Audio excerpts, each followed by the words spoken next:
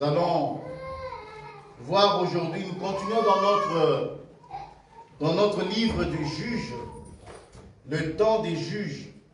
Et aujourd'hui, nous sommes arrivés, dernièrement, nous avons parlé des vases, du flambeau et de la trompette, où Dieu a fait son élection et il n'y a eu que 300 personnes qui ont accompagné Gédéon. Lorsqu'ils ont accompagné Gédéon, ceux qui ne l'accompagnèrent pas, la Bible dit qu'ils ont pris leurs vivres et leurs trompettes, parce que cela ne leur servait plus à rien. Et ceux qui accompagnaient Gédéon ont pris cela. Amen. Et nous avons expliqué toutes ces choses. Nous avons dit que le vase n'est autre chose que le corps de notre Seigneur Jésus-Christ. Et le flambeau n'est pas autre chose si ce n'est l'Esprit de Dieu qui était en lui. Parce qu'en réalité, en Jésus-Christ reposait toute la divinité de Dieu. Amen. Il était pleinement Dieu et pleinement homme. Cependant, pour que sa divinité soit manifestée pour nous autres, parce que pendant ce temps-là, il était le seul qui était rempli de Dieu. Il était Dieu lui-même. Cependant, lorsque le vase va être brisé, c'est alors qu'ils vont prendre le flambeau à la main gauche et la trompette à la main droite. Et ils vont faire retentir en disant à l'Éternel et à Gédéon. Cela veut dire tout simplement que le vase qui est le corps de notre Seigneur Jésus-Christ doit être brisé. C'est le corps qui a été brisé à la croix. À la croix, le corps a été brisé. Et aujourd'hui, ce que nous avons en réalité, c'est l'évangile de Christ que nous brandissons en sonnant de la trompette. C'est-à-dire, lorsque nous parlons, lorsque nous prêchons ou lorsque nous prions, nous sonnons la trompette au nom de Jésus-Christ. Amen. Amen. Voilà un peu ce que nous avons dit la fois dernière. Nous avons bien sûr parlé de l'élection et de comment Dieu a trié et a élu ceux qui devaient être choisis pour accompagner Gédéon. Amen. Alors aujourd'hui, nous continuons notre lecture dans le chapitre 8.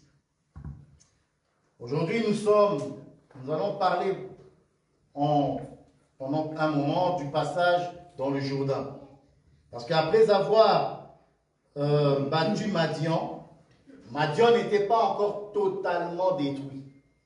Pendant nous allons voir ça en la petite portion qui restait et ce qui va en suivre. Le chapitre 8 à partir du verset 1 et 2. Je lis au nom de Jésus-Christ. Amen. Les hommes d'Éphraïm dirent à Gédéon, que signifie cette manière d'agir envers nous? Pourquoi ne pas nous avoir appelés quand tu es allé combattre Madian? Et ils eurent avec lui une violente querelle. Gédéon leur répondit, qu'ai-je fait en comparaison de vous? Le grappillage d'Éphraïm ne vaut-il pas mieux que le vendage d'Abiézer? C'est entre vos mains que Dieu a livré les chefs de Madian, Oreb et Zeb. Qu'ai-je donc pu faire en comparaison de vous? Lorsqu'il eut ainsi parlé, leur colère contre lui s'apaisa. Amen. On va s'arrêter là, mais notre grand sujet se repose plutôt sur le verset 4 qu'on va lire après. Je vais juste expliquer un peu le passage que nous venons de lire et nous continuerons avec le Jourdain. Alors ici, nous comprenons que lorsque nous lisons, c'est que après le combat, après que les 300 hommes qui étaient avec Gédéon Dieu a fait un miracle, parce que c'est un miracle. Lorsqu'ils ont sonné de la trompette, les ennemis s'entretuèrent entre eux. Vous voyez? Et Gédéon et son armée ont eu la victoire sur les Madianites. Mais lorsqu'il revient, il continuait à poursuivre l'ennemi. Ici, de l'autre côté, vu que c'était de l'autre côté, les hommes d'Éphraïm vinrent lui dire, mais pourquoi ne pas nous avoir appelés pour t'accompagner dans cette bataille-là? Amen. Or, nous autres, nous sommes dans la révélation. Nous sommes dans la révélation et nous expliquons dans les 4 langages de Dieu. Amen. Dans la prophétie, dans la doctrine, dans la révélation et dans la connaissance. Ici, lorsque les Éphratiens, c'est-à-dire Israël, rencontrent Gédéon avec les 300, ils eurent avec lui un vif ressentiment parce qu'ils auraient voulu l'accompagner. Cependant, il dit, mais pourquoi ne pas nous avoir appelés? Or, lorsque Gédéon était avec toute son armée, c'est Dieu qui a trié. Vous voyez? C'est Dieu qui a choisi les 300 hommes. Cependant, nous disons ceci. Lorsque Dieu fait son tri, lorsque Dieu choisit, ça c'est l'élection de l'Église. Lorsque nous disons élection de l'Église, nous disons bien sûr ceux qui sont morts en Christ et nous autres qui sommes encore vivants. Vous voyez cela? Donc, nous autres, nous avons accompagné Gédéon. Nous allons le voir, c'est magnifique. Nous aimons beaucoup la révélation et la prophétie. Nous comprenons que ceux-là qui ont reçu la révélation n'était qu'une petite portion. Ça, Israël ne l'a pas reçu. Vous voyez? Lorsqu'il rencontre maintenant Gédéon, il lui dit, mais pourquoi ne pas nous avoir appelés? Or, nous comprenons que cette révélation a été cachée à Israël. Pourquoi? Parce que ce n'est pas le temps que Israël doit comprendre ces choses-là. Ça, c'est caché à Israël et révélé aux nations, c'est-à-dire les 300. Mais lorsqu'ils viennent, ils disent à Gédéon, pourquoi ne pas nous avoir appelés? Moi, je vais lire un verset qui va confirmer que non, il a appelé, mais les gens n'ont pas répondu. Ésaïe 50, frère. Vous allez voir qu'il est venu, il a appelé, mais les gens ne sont pas venus. Ésaïe 50, le verset 2.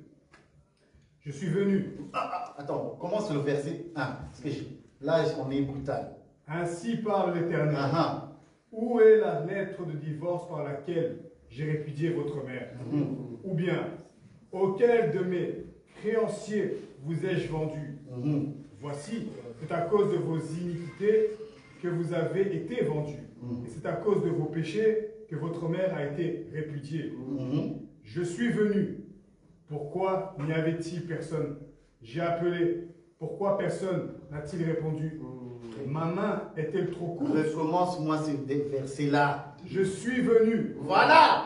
Pourquoi n'y avait-il personne? J'ai appelé.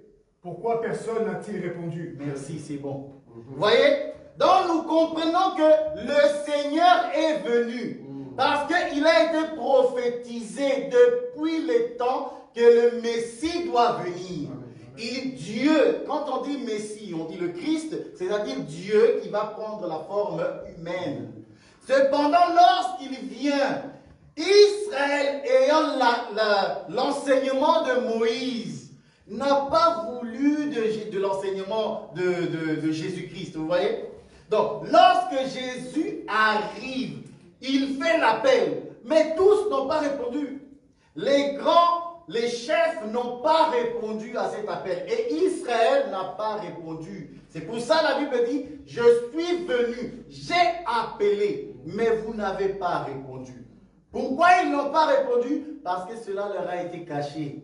Ce n'était pas le temps pour eux de voir et de comprendre les choses de Dieu. C'est-à-dire que Jésus, c'est lui le Christ. Vous voyez? Mais lorsque les choses arrivent à un temps, parce que nous disons toujours que le temps de la grâce nous a été donné à nous les nations, mais ce temps-là, comme nous disons, c'est là notre bonne année va s'achever un jour. Ce temps de la grâce va s'achever. Et lorsque cela va s'achever, c'est là maintenant que Israël va reconnaître que c'est Jésus qui est le Christ. Comment va-t-il reconnaître cela? Lorsque nous partirons par la prédication de 2 mois, alors Israël va être enseigné. Mais la Bible me dit que seulement 144 000 de chaque tribu, 12 000 de chaque tribu recevront ce message-là. Ce n'est pas tout Israël en ce temps-là qui va recevoir la parole. C'est seulement les 144 000. Israël, la nation, ils vont s'associer avec la bête.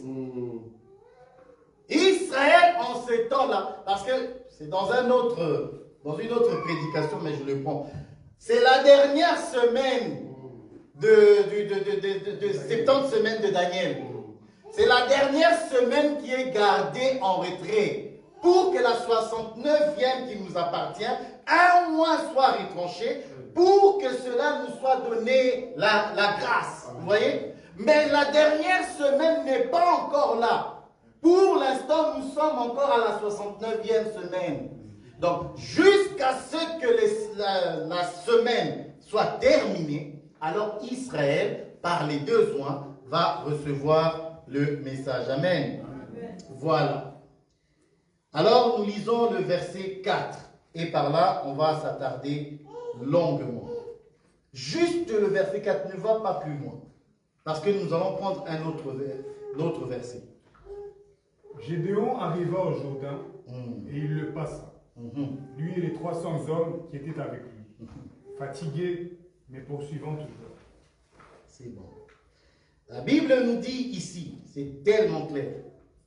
Gédéon arriva au Jourdain et il le passa, lui et les 300 hommes qui étaient avec lui. Fatigués, mais poursuivant toujours. On va voir la deuxième partie un autre jour. Maintenant, on va prendre juste la première partie. Nous allons parler du Jourdain, mais pour parler du Jourdain, il faut retourner chez Josué. Ouais. On va retourner chez Josué et nous allons comprendre le Jourdain. Dans la révélation, dans la prophétie, on va comprendre comment cela est bon pour nous dans la doctrine également. Josué, mon frère, là on va rester ici. Josué 3. Josué. Moi j'ai dit Josué. Josué. Non, Josué c'est 2 S. Josué, c'est vraiment ça, c'est de la précision. Amen. Josué, le chapitre 3, à partir du verset 7 jusqu'au dernier. Excusez-moi, la lecture sera un peu longue, mais supporter, c'est très important. Je lis au nom de Jésus-Christ. Amen. L'Éternel dit à Josué, « Aujourd'hui, je commencerai à t'élever aux yeux de tout Israël, afin qu'ils sachent que je serai avec toi comme j'ai été avec Moïse.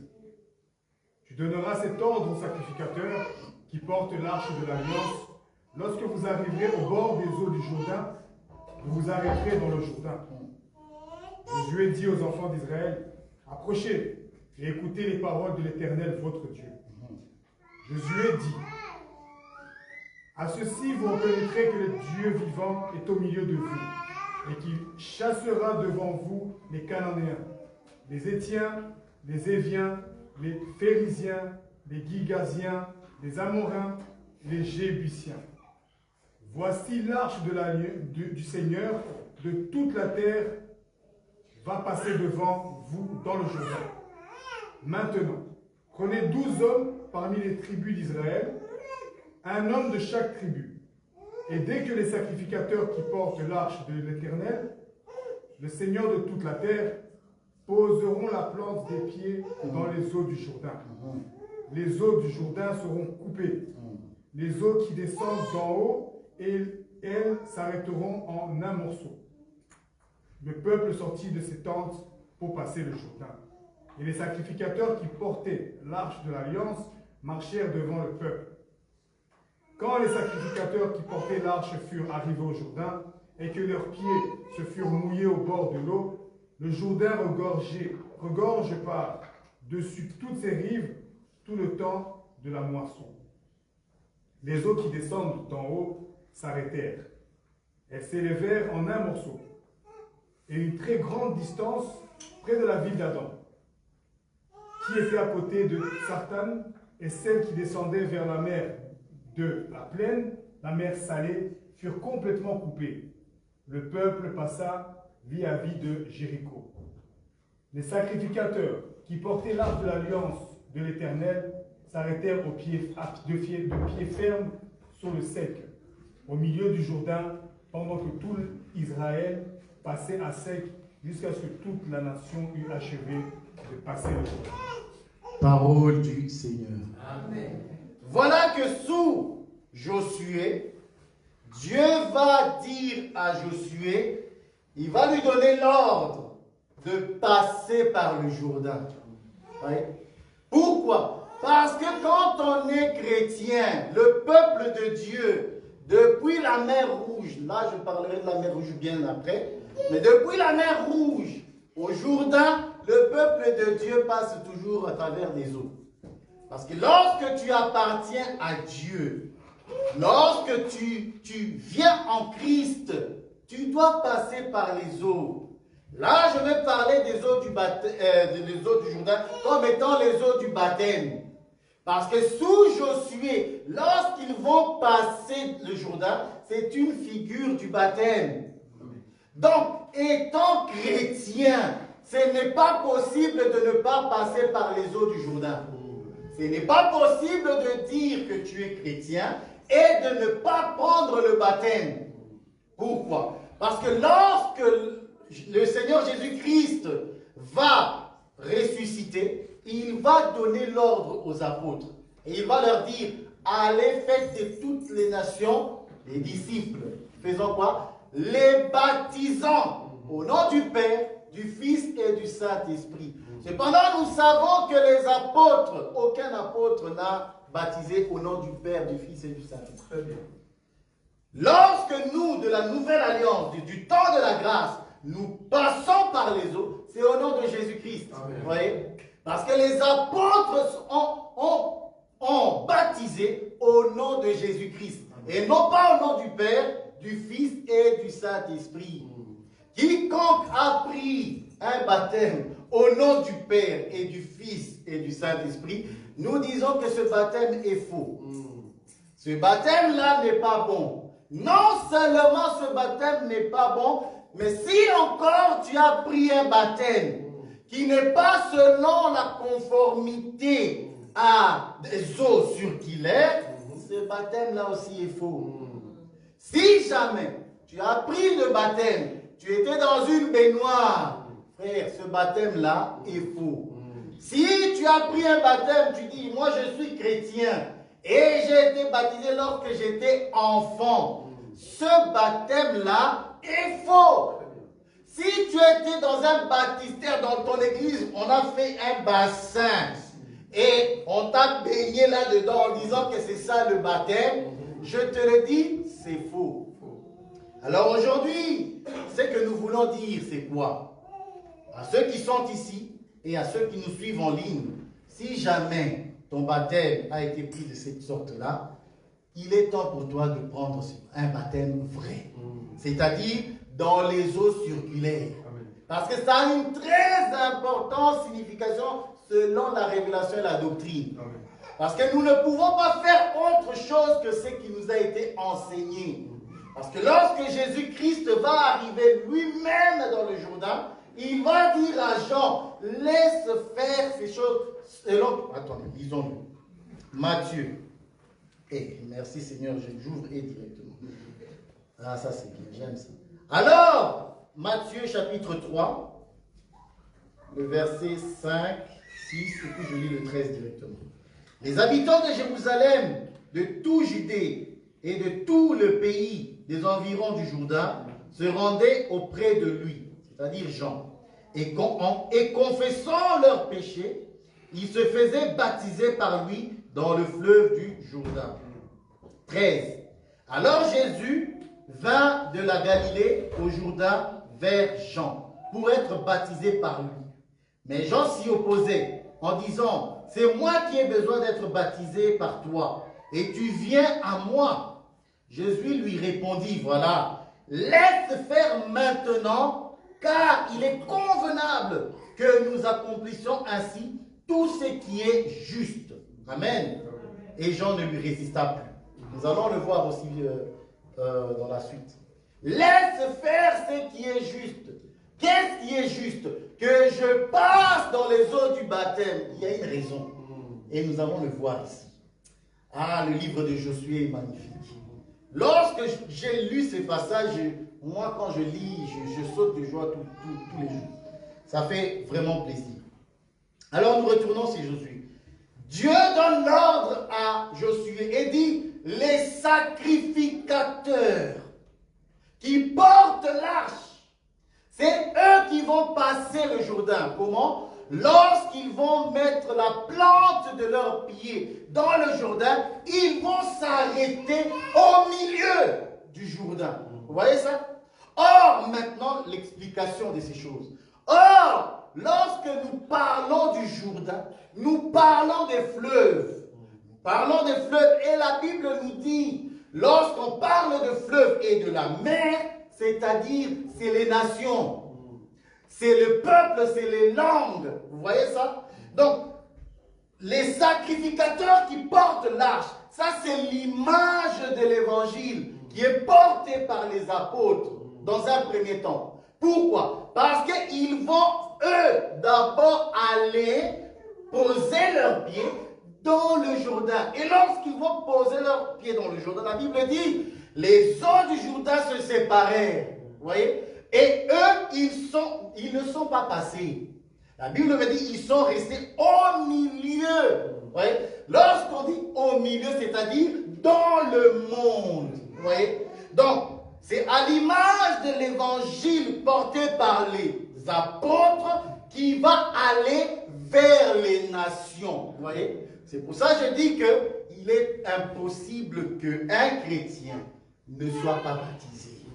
Parce que le baptême, nous le voyons dans ces images-ci. Et lorsqu'ils vont s'arrêter au milieu du Jourdain, écoutez ce que la Bible me dit. La Bible me dit ceci. En posant leurs pieds, parce que lorsque nous parlons de pieds, nous savons que les pieds représentent l'évangile, n'est-ce pas? Amen. Parce que la Bible dit, ayez à vos pieds les chaussures, qui est les ailes de l'évangile. Merci. Vous voyez? Donc, les pieds vont représenter l'évangile. Et nous disons que les sacrificateurs qui sont dans le Jourdain, c'est l'évangile qui est dans le monde. Et lorsque nous voyons l'évangile dans le monde, Dieu va dire à Josué, Josué, prends avec toi 12 hommes, charge-les de prendre 12 pierres qui se trouvaient où? Dans le Jourdain. Vous voyez? Dans le Jourdain, et afin qu'ils puissent le prendre et sortir avec. Vous voyez? Nous allons expliquer. Lisons Josué. Ah, j'aime ça. Josué. Là, nous avons expliqué le sacrificateur comme étant le ministère apostolique qui va dans les nations, l'évangile, et qui pose le pied dans le Jourdain, au milieu du Jourdain, c'est-à-dire l'évangile dans le monde. Vous voyez? Et Dieu maintenant va donner encore un autre ordre à Josué. Josué. J'ai l'habitude de dire Josué, mais c'est Josué. Amen. Maintenant le chapitre 4. Et c'est là vraiment que nous allons commencer à expliquer les choses. Le chapitre 4, frère. Verset. À partir du premier verset. Lorsque toute la nation eut achevé de passer le Jourdain, l'Éternel dit à Josué. L'Éternel dit à Josué. Prenez 12 hommes parmi le peuple, un homme de chaque tribu. Donnez-leur cet ordre. Enlevez d'ici, du milieu du Jourdain. Écoutez, les mots ont un sens. De la place. Attends, frère, laisse-moi faire mes commentaires. Amen. Je fais des commentaires. Amen. Les mots ont un sens. Lorsque nous lisons la Bible, chaque parole prononcée a un sens. Et c'est tellement profond. Et tellement. C'est comme ça que nous savons que tout ce que Dieu dit est vrai. Parce que nous voyons comment Dieu l'accomplit en Jésus-Christ et dans l'enseignement apostolique. Mais c'est magnifique. Parce que Dieu va dire ceci. Prenez 12 hommes. Que ces 12 hommes-là prennent 12 pierres dans le Jourdain. Continue la lecture à partir du verset 2. Prenez 12 hommes. Prenez 12 hommes parmi le peuple. Un homme de chaque tribu. Donnez-leur cet ordre. Enlevez d'ici, du milieu du Jourdain, de la place où les sacrificateurs se sont arrêtés, de pied ferme. 12 pierres que vous emporterez avec vous et que vous déposerez dans le lieu où vous passerez la nuit. Stop! On va continuer. On n'est pas pressé. Aujourd'hui, je vais expliquer sans être pressé. Alors, Dieu dit, prenez 12 hommes. Or, les 12 hommes ici sont les 12 hommes de chaque tribu d'Israël. Pourquoi? Parce que Israël, le fondement qui est posé sont les 12. Donc, il n'y a pas un autre fondement qui peut être posé, a dit Paul. Personne ne peut poser un autre fondement que ce que nous avons posé. Pourquoi? Parce que le fondement de l'évangile, c'est les apôtres qui les ont posés.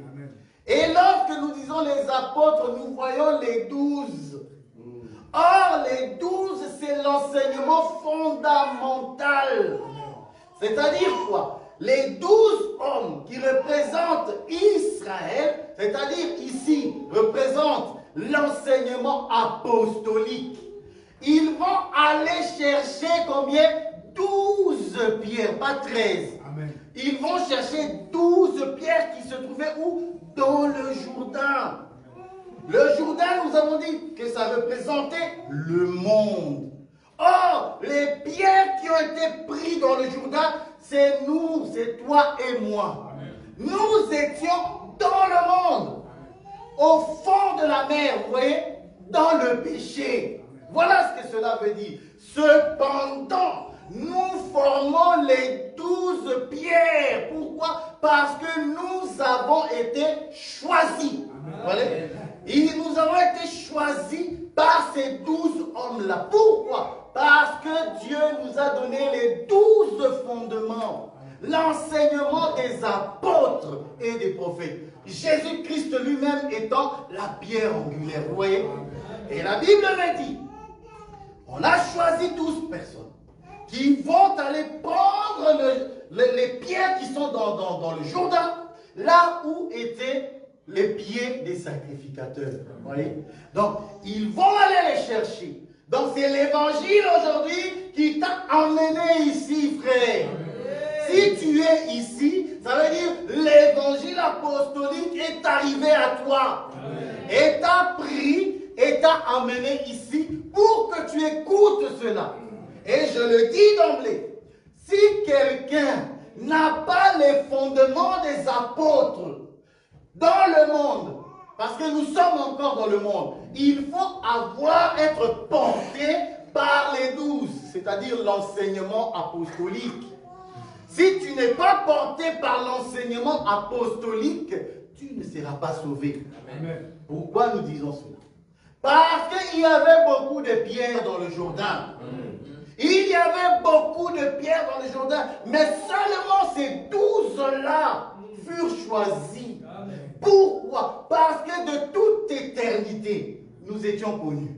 Ouais. Nous étions connus parce que nous allons recevoir la parole. Comment le savons-nous? Ces hommes sont partis chercher précisément partout.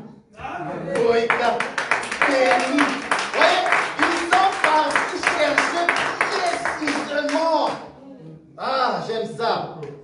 Lorsque nous étions encore dans le péché, c'est-à-dire lorsque nous étions encore dans le monde, cette parole a été envoyée pour venir nous chercher. Et écoutez ce que la Bible me dit et réjouissez-vous avec moi.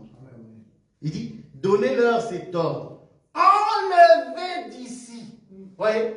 Enlevez. Voyez? Dès qu'ils prennent les pierres, bien-aimés, ils le prennent, c'est un enlèvement. Amen. C'est un enlèvement. Ça, c'est l'enlèvement de l'Église. Ça veut dire, ceux qui ont le chiffre 12, c'est eux seulement qui vont être enlevés. Pourquoi? Parce que nous disons que les 12 hommes plus les 12 pierres, cela forme les 24 vieillards. Ah, j'aime ça. Moi, j'aime ça. J'aime cette parole, frère. Ah, c'est bon. J'aime ça. Parce que lorsque nous avons vu les 12 hommes et nous voyons les 12 pierres, nous avons totalisé les 24 vieillards. Parce qu'eux ne vont pas rester dans le monde. Oui. Parce qu'ils doivent être enlevés et aller de l'autre côté. Vous voyez ça? Ils vont aller de l'autre côté. Cependant, on continue. La Bible avait dit que donnez-leur cet ordre. Enlevez d'ici, du milieu du Jourdain, de la place où les sacrificateurs se sont arrêtés, de pied ferme, 12 pierres que vous emporterez. Vous emporterez avec vous et que vous déposerez dans le lieu où vous passerez la nuit. Aïe, aïe, aïe. Bien-aimé, si tu es là, si je suis là, nous sommes aujourd'hui du temps de la nuit. Pourquoi? Parce que le temps de la journée est passé. Et la Bible me dit, au temps de la nuit, c'était du temps de Moïse. La Bible me dit, pendant la nuit, vous garderez vos reins saints. Vu que nous sommes de la nuit, voici ce que Dieu donne comme ordre. Vous garderez vos reins saints. Vous garderez avec vous le bâton. Vous voyez? Attendez que je lise ça. C'est chez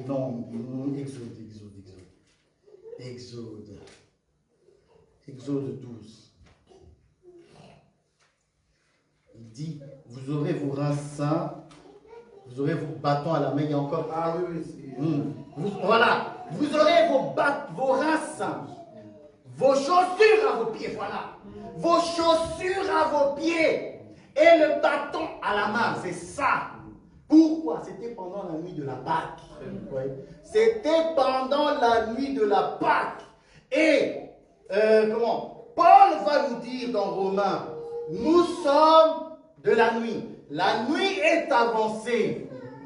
Soyez revêtus de Christ, car le jour est proche. Vous voyez? Vu que nous sommes de la nuit, parce que nous avons été pris dans le Jourdain. Nous avons été pris dans le Jourdain pour passer la nuit quelque part. Et c'est quelque part, c'est ici. Là, vous êtes là, mais c'est la nuit. En réalité, nous sommes au temps de la nuit. Or, la nuit, la Bible nous dit, soyez revêtus. C'est pour ça que nous disons toujours, un chrétien ne peut pas vivre dans le monde. Tu as été pris. Tu as été pris dans le Jourdain pour être mis à part. Vous voyez? Nous ne sommes plus dans le monde, bien-aimés, pour vivre encore selon le monde. Nous ne sommes plus dans le monde pour pratiquer les œuvres des ténèbres, le mensonge, l'idolâtrie et toutes ces choses. Ça ne nous appartient plus. Nous sommes, Dieu a pris par l'évangile, il nous a pris, il nous a mis à part pour que maintenant nous puissions passer la nuit ici, revêtus, c'est-à-dire et recevant l'enseignement, pour que nous puissions passer cette nuit. Lorsqu'il reviendra, alors nous partirons avec lui. Amen. Amen. Continuons, Josué. Ce n'est pas fini, frère. On est encore chez Josué. À partir du verset 4, et tu continues. Josué appela les 12 hommes qu'il choisit parmi les enfants d'Israël, un homme de chaque tribu. Il leur dit, passez devant l'arche de l'Éternel, votre Dieu, au milieu du Jourdain, et que chacun de vous charge une pierre sur son épaule, selon le nombre des tribus des enfants d'Israël, afin que cela soit un signe au milieu de vous. Lorsque vos enfants demanderont un jour, que signifient pour vous ces pierres? Vous leur direz, les eaux du Jourdain ont été coupées devant l'arche de l'alliance de l'Éternel. Laisse-moi faire un commentaire. Amen. Le verset 6. La Bible me dit ceci, écoutez ça. Afin que cela soit un signe au milieu de vous. Lorsque vos enfants demanderont un jour, que signifient pour vous ces pierres? Vous voyez? Donc, l'explication, expliquez-nous les pierres que vous avez prises dans le Jourdain, c'est quoi? C'est ce que nous venons de dire en très peu de mots. Ces pierres-là signifient qu'il y a un peuple qui était sous le Jourdain, qui est dans le monde. Nous les avons pris pour le mettre au large. Vous voyez? Ça, c'est la signification selon la révélation et la prophétie. Et ce peuple-là, c'est nous aujourd'hui. C'est pourquoi nous expliquons ceci. Toi, étant la pierre, je l'ai dit tout à l'heure, je le redis, tu ne peux plus vivre selon le monde. Les pierres qui sont restées, eux, ils vont vivre selon le courant du Jourdain. Mais cependant, toi et moi, nous ne pouvons pas. Voilà ce que ces pierres-là signifient. Que ces pierres-là, ces hommes-là, ils sont mis à part pour Dieu. Amen. Continuons. Vous leur direz. Vous leur direz, les eaux du Jourdain ont été coupées devant l'arche de l'alliance de l'Éternel. Lorsqu'elle passa le Jourdain. Les eaux du Jourdain ont été coupées. Or, j'ai dit que les eaux du Jourdain représentaient quoi? Le monde. Or, le monde se représente, il y a un péché. Parce que si les eaux du Jourdain n'est pas coupées, frère, on restera là-bas.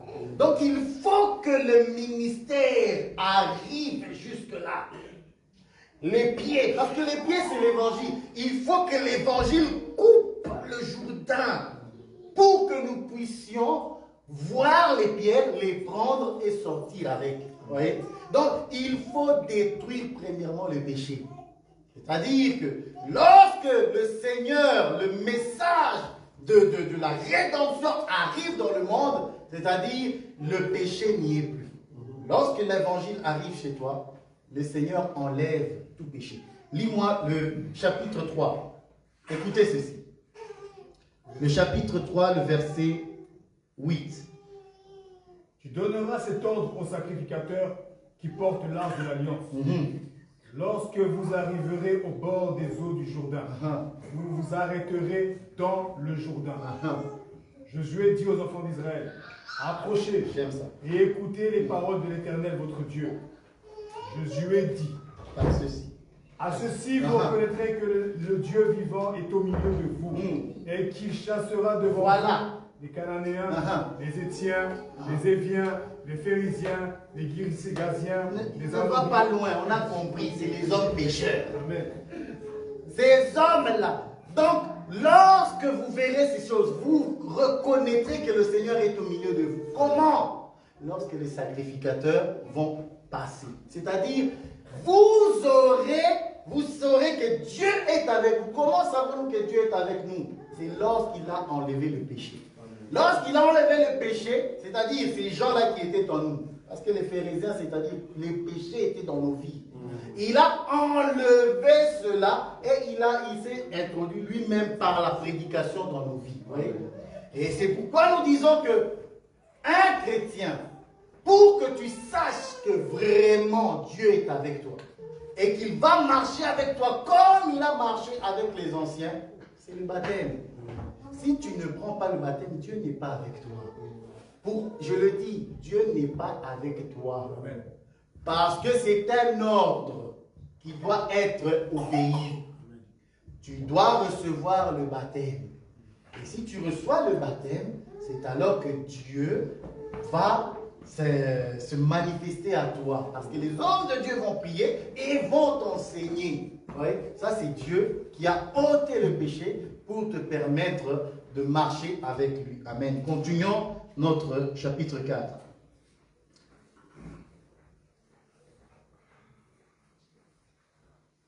Verset 8. Les enfants d'Israël firent ce que Josué leur avait ordonné.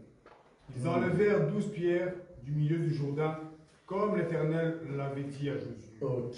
Selon le nombre des tribus des enfants d'Israël. Continue. Et ils les emportèrent avec eux.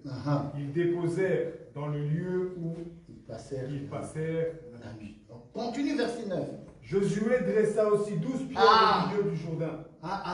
Et la plaça où s'étaient arrêtés les pieds des sacrificateurs qui portaient l'arche de l'alliance. Merci.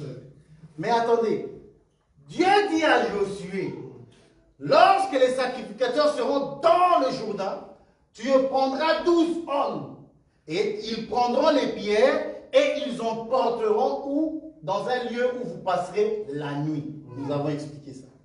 Lorsque le peuple est passé, lorsque tout le peuple est passé, la Bible dit c'est Josué maintenant. Josué va prendre 12 autres pierres et va le mettre là. Non, il dit où il dressa. C'est très important ce verbe. Où il dressa. Ça veut dire que si les pierres étaient éparpillées, il va les prendre, les rassembler à un lieu pour qu'ils puissent tenir ferme là. Et lorsqu'on parle de dresser, on dresse quoi? Un autel. Vous voyez? C'est un autel qu'on dresse là. Parce que ça doit tenir contre les courants marins qui vont arriver après. Or, lorsqu'on dresse, c'est pour que ça soit solide. Ouais. Ils étaient éparpillés et lui les a consolidés. Nous disons que lorsque nous serons partis, lorsque nous partirons dans l'enlèvement, il y a un autre peuple qui va recevoir le message de la grâce. Ça, c'est les 12 pierres que Josué a repris et a placé là comme un autel. Voilà. Nous sommes restés dans le monde. J'aime cette prédication. J'aime la parole de Dieu. Parce qu'il a dressé ça comme un autel. Et ce peuple-là, en réalité, c'est comme ce qu'Élie avait fait. Il a dressé un autel. Mais en ce temps-là, il manquait quelque chose. J'aime ça. Il manquait l'animal, frère. On a dressé un autel dans le Jourdain qui symbolise en réalité les 144 000 qui vont mourir. Parce qu'ils vont mourir dans la dernière semaine de l'année, qui n'est pas encore. Ils vont mourir. Cependant, dans une autre forme, cet autel-là, un animal doit arriver. C'est ce que nous avons lu dans Matthieu. Lisons-le encore une fois. Matthieu chapitre 3, le verset 13. Laisse faire. Frère. Alors Jésus vint de la Galilée au Jourdain vers Jean. Voilà. Pour être baptisé par lui. Mais Jean s'y opposait en disant, c'est moi qui ai besoin d'être baptisé par toi et tu viens à moi. Jésus lui répondit, laisse faire maintenant, car il est convenable que nous accomplissions ainsi tout ce qui est juste. Et Jean ne lui résista. Il ne lui résista point parce que c'est un prophète.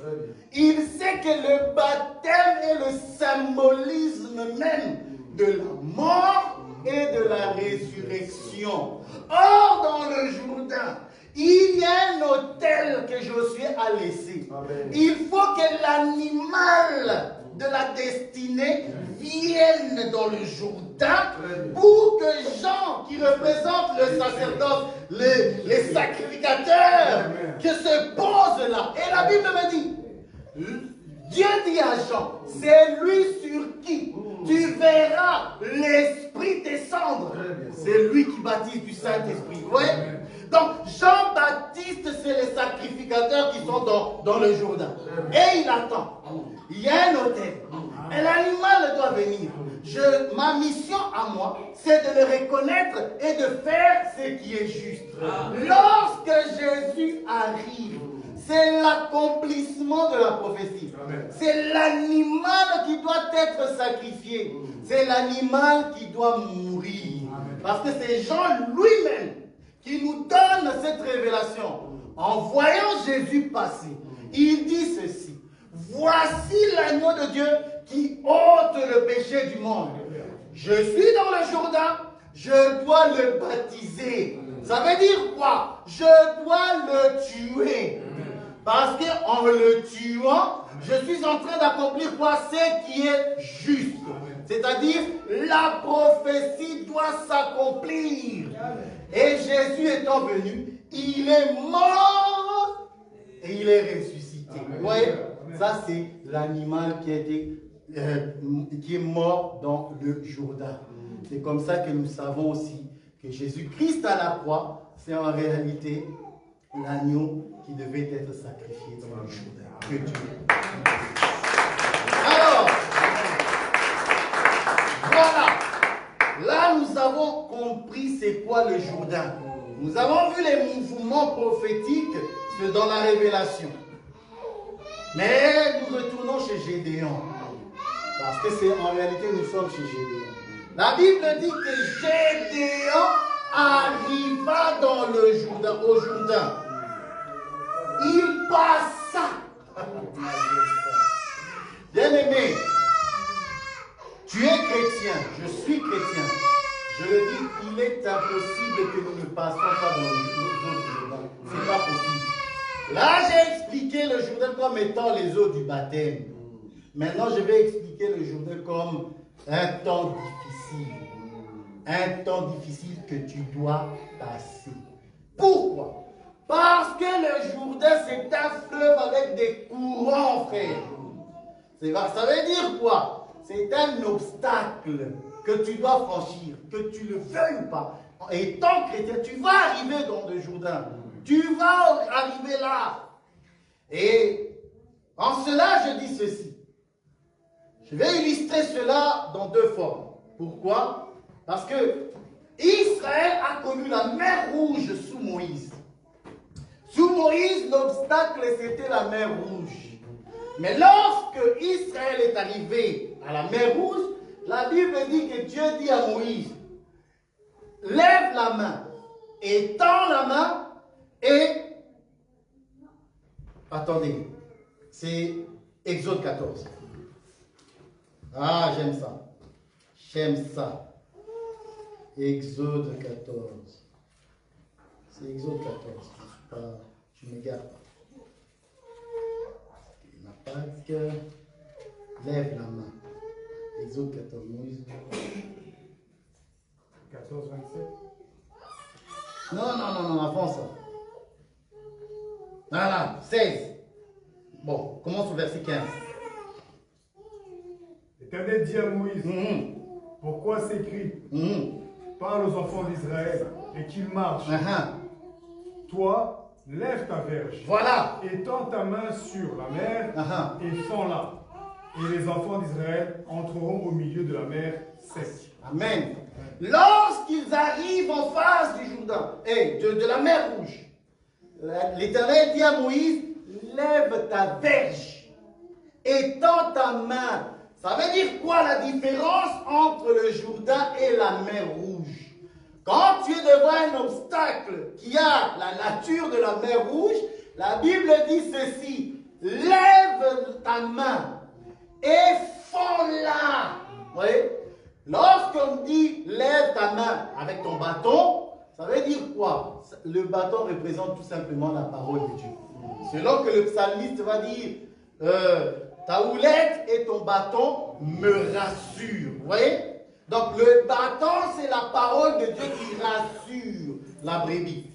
C'est l'autorité de Dieu. Selon que la Bible va encore dire le bâton, le sceptre de la royauté ne s'éloignera pas de Juda. Vous voyez? Donc le bâton étant la parole de Dieu, étant l'autorité.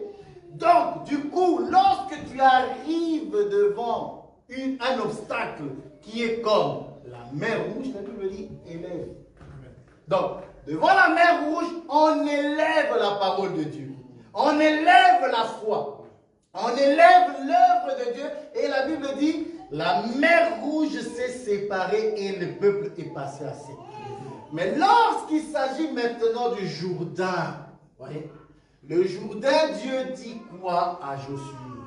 Le Jourdain, Dieu dit, marche, ordonne aux sacrificateurs. Or, la Bible me révèle que, en réalité, aujourd'hui, nous sommes un royaume et des sacrificateurs. Nous portons en nous la gloire de Dieu. Vous voyez? Donc, vous voyez l'arche que les sacrificateurs ont porté sur leurs épaules. En réalité, cette gloire-là, nous l'avons dans l'Évangile. C'est ça que nous portons en nous. Et étant des sacrificateurs, lorsqu'il y a une preuve ou un obstacle, comme le Jourdain, La Bible nous dit, tu ordonnes. C'est un ordre que Dieu donne au sacrificateur. Marche. Or, nous savons que marcher, c'est en réalité, c'est lui qui va obéir à la parole de Dieu. Donc, lorsque tu te retrouves devant un obstacle qui a la nature du Jourdain, frère, ne désobéis pas à la parole de Dieu. Ne crains pas les rives du Jourdain. Ne crains pas le vent du Jourdain. Marche. Continue ta marche tout en obéissant à la parole. Vous voyez, c'est ça la différence entre la mer Rouge et le Jourdain. Gédéon va arriver là. Il va arriver, la Bible me dit ceci. Il passa. Ouais. Et les 300 hommes qui étaient avec lui le passa aussi. Ouais. Donc, Jésus est passé par là. Donc, c'est-à-dire, il est passé par les eaux du Jourdain et il est sorti. Vous voyez? Il n'est pas resté, selon que la Bible va nous dire, car il était impossible qu'il fût retenu par la mort. Vous voyez? Donc, tu dois passer. Pourquoi? Parce que ta destinée n'est pas de rester dans le Jourdain. Vous voyez? La Bible me dit, je vais lire ceci, et puis je vais clôturer. Lis-moi s'il te plaît, c'est Psaume 114, les rives du Jourdain. Et puis, qu'un autre frère me prenne Apocalypse 17. Apocalypse 17, Psaume 114, versets 1 à 4. Quand Israël sortit d'Égypte, quand la maison... Attends. Ici, le psalmiste va résumer ce que je viens de dire. Continue. Quand Israël sortit d'Égypte, quand la maison de Jacob s'éloigna d'un peuple barbare, Juda devint son sanctuaire, Israël fut son domaine. La mer le vit et s'enfuit. Le Jourdain retourna en arrière. Le Jourdain retourna en arrière, bien-aimé. Parce que lorsque tu marches dans l'obéissance à la parole, le Jourdain ne va pas rester. Toi, tu vas passer. Ils vont reculer. Tous ceux qui te persécutent, que tu les vois, que tu ne les vois pas, ils vont reculer. Apocalypse 17, verset 14. Voilà. Apocalypse 17. La mer le vit et s'enfuit. Le Jourdain retourna en arrière. Les montagnes sautèrent comme des béliers. Les collines comme des agneaux. Vous voyez? Lorsque tu marches dans l'obéissance à la parole, lorsque tu élèves la parole de Dieu, lorsque tu marches dans l'obéissance, l'obstacle ne peut pas rester. Il va fuir. C'est comme ça que la Bible nous dit, résistez-lui avec une foi ferme. Amen. Lisons. Apocalypse 17, 14. Ils combattront contre l'agneau. Et l'agneau les vaincra. Parce qu'il est le Seigneur des seigneurs et le roi des rois. Il les a appelés, les élus. Attends. Les appelés, frère. Et les appelés. Et je recommence. Recommence. Ils combattront contre l'agneau. Voilà. Et l'agneau les vaincra. Parce qu'il est le Seigneur des seigneurs et le roi des rois. Et les appelés, merci. Les élus et les fidèles qui sont avec lui les vaincront aussi. Ils le vaincront aussi, vous voyez. Donc l'agneau, c'est en réalité Gédéon, qui est passé le Jourdain, et la Bible dit, et les 300 hommes qui étaient avec lui passèrent. Vous voyez. Donc, le Seigneur a vaincu, il est passé par là. Nous aussi, nous passerons par là. Nous ne resterons pas dans le Jourdain. Que Dieu bénisse sa parole. Voilà. Alléluia. Merci beaucoup. Nous acclamons le Seigneur.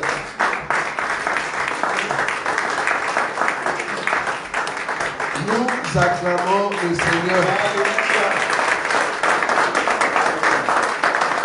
Moi, je continue à acclamer le Seigneur. Moi, j'acclame le Seigneur. Nous acclamons le Seigneur. Acclame le Seigneur. Que les dieux de gloire soient loués. Nous acclamons le roi des gloires. Continue à t'asseoir parce que nous, on continue à acclamer le Seigneur.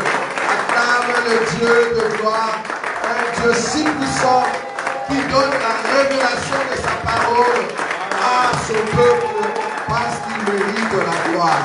Là où tu élèves ta main droite, tu dis merci Jésus, parce que j'étais dans le Jourdain. Aujourd'hui, tu m'as mis à part pour proclamer la puissance de la résurrection. Commence à prier là où tu es. Oh, tu es bon, Jésus.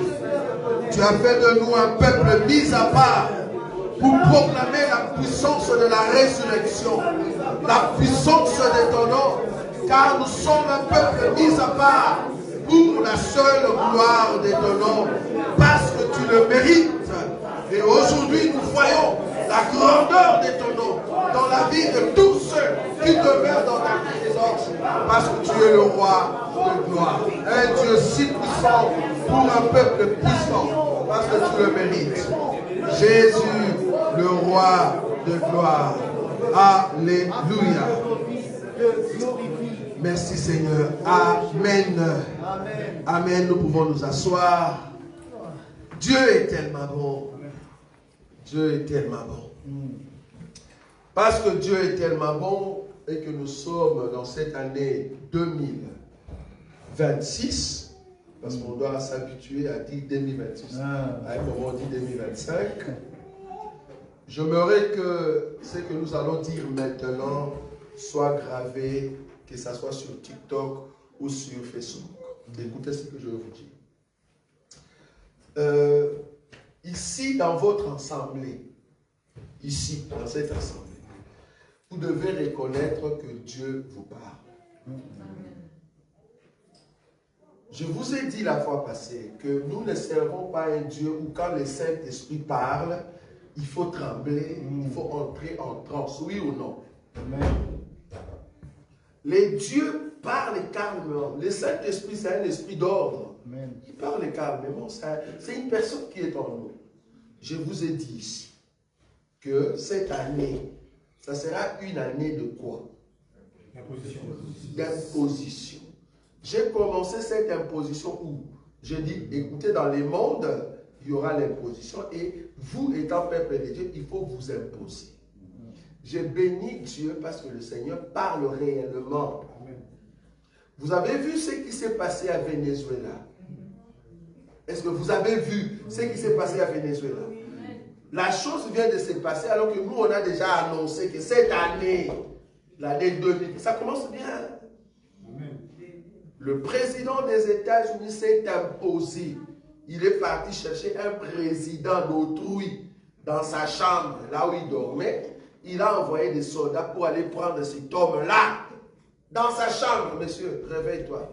Il se réveille, il dit, les Américains, allez, debout, toi et ta femme, allez, entrez dans l'avion, on part à New York. On l'amène, on l'a enlevé. On a utilisé le mot capturer. Pourquoi? Parce que c'était un dictateur. C'était un homme méchant pour son peuple. Du haut de la chair. Du haut de la chair que je suis. Je le dis avec sincérité. Comme c'est une année d'imposition, que Dieu préserve tous les dictateurs. Parce qu'en réalité, comme c'est une année d'imposition, cet homme-là des États-Unis, comme il est là, il va commencer à enlever des présidents des dieux. En tout cas, je ne sais pas si le prochain, ça sera le président du Rwanda, Kagame. Je vous l'ai dit, si seulement Kagame a bien vu cette image de ce président de Venezuela, il est temps de sortir de tout ce qu'il fait au Congo. Tout président, que ce soit de l'Ouganda, si tu es encore dictateur, cet homme-là, on l'a envoyé cette année-là, 2026, pour s'imposer partout. Vous imaginez, il n'y a aucun pays a dit, mais pourquoi tu as fait ça? Nous, on est fâchés. Personne. En d'autres termes, tous ces présidents que vous voyez dans le monde, ce sont des petits.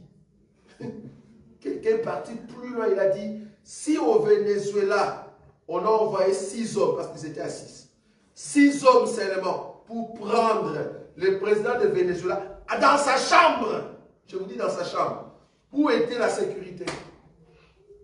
Où était l'armée de Venezuela? À combien plus forte raison Kagame? Je le dis ici. Peut-être pour Kagame, on ne va pas envoyer 6. On n'enverra que 2. À combien plus forte le président de l'Ouganda? À combien plus forte le président musulman? Tous ceux qui sont dictateurs, faites attention. Parce que cette année, ça sera une année d'imposition pour ceux qui sont forts. Parce qu'il est temps que l'ordre, ceux qui sont forts, ils vont s'imposer. J'avais dit ça. Maintenant, nous à l'église, je le dis du haut des lâchers. Si seulement tu es spirituel, saisis les temps. Saisis les temps. Josué chapitre 3, non 4, le verset 3. Le verset 10 à 11, on va encore relire. Bien aimé, saisis l'occasion. Cette année, c'est ton année. Mais une année où ça te demande de faire un pas dans l'imposition. On va lire 3, 10, 11. Écoutez bien cette écriture. Josué dit, oui. À ceci vous reconnaîtrez que le Dieu vivant est au milieu de vous. À ceci, c'est-à-dire le signe qui prouve que vous avez un Dieu. Remarquez les éléments. Donc il y a 2 éléments. Il y a un élément qui est au présent, c'est-à-dire Dieu est au milieu de vous. Ça c'est le présent. Ça tout le monde le sait. Dieu est au milieu de moi. Ok. Maintenant, qu'est-ce qui vient dans le futur? Qu'est-ce qu'il dit? Et qu'il chassera devant vous. Il chassera. Ça, c'est dans le futur. Mais il faut que Dieu soit maintenant pour qu'il chasse. En d'autres termes, on continue. Devant vous les Cananéens. Les Cananéens. Les Étiens. Oui. Les Éviens. Oui. Les Phérésiens. Oui. Les Girgasiens. Oui. Les Amoriens. Les Jérubiens. Oui, ils sont 7. C'est-à-dire, quand il y aura un peuple qui vient, ce n'est pas toi qui combats. C'est les dieux qui enlèvent l'eau de Jourdain, ou en d'autres termes, ces nations. C'est lui qui combat. Toi, c'est que tu dois faire. Cette année, peuple de Dieu, toi marche. Amen. Marche, Seigneur. Marche, marche, marche. Plus tu marches, plus je chasse. Le problème avec nous, nous avons peur de marcher. Pourquoi? Parce que je regarde, je marche avec les yeux. Cette année, ne marche pas avec les yeux. Marche avec les pieds. Parce que les yeux peuvent voir l'obstacle, tu as peur. Les pieds ne marchent plus. Parce que tu as vu l'obstacle. Mais si tu vois l'obstacle, tu dis, ok, j'arrive. Dès que tu marches, la personne tombe. J'allais tomber. Est-ce que vous voyez ça? Goliath était grand. David n'a pas regardé sa taille. David a couru vers Goliath. Quand tu marches vers l'obstacle, c'est Dieu qui enlève l'obstacle. Mais quand tu es sur place, tu as peur. Dieu ne peut pas en le laisser là. Cette année, 2026, tous ceux qui vont marcher avec foi verront leurs ennemis tomber. C'est un message que Dieu nous a donné et c'est trop fort. Impose-toi. Quand on dit imposer, c'est-à-dire, tu as quitté tu. Excusez-moi ça en lingala. Pas Mangou qui tue. Vous osez chose. Ça c'est nous pour cette année. Pour prouver que nous sommes forts. Les États-Unis ont prouvé qu'il est fort. Je l'avais dit et il commence. Vous allez voir cette année. Et nous aussi en Christ Jésus, nous allons oser. Amen. Et il n'y aura personne qui va vous toucher. Amen. Preuve, preuve. Preuve, preuve. Preuve, preuve. J'aime beaucoup quand le Saint-Esprit parle. Il y a une personne au milieu de nous. Parce que tu vas oser marcher, il y aura quelqu'un dans ta famille qui va s'élever pour dire un mot contre toi. Tu vas oser dire. Si tu oses, cette année ne finira pas, tu vas partir. Et je te l'ai dit, si la personne continue, à la fin de l'année, tu viendras témoigner ici, telle personne est combattée et la personne est morte. Ça, je l'ai dit. Pourquoi? On ne peut pas te toucher étant donné que tu t'imposes dans un terrain. Le terrain que tu détiens maintenant, c'est un terrain miné. Bon, celui qui ne comprend pas, que Dieu l'aide. Ah, une année puissante. Que Dieu soit loué. Amen.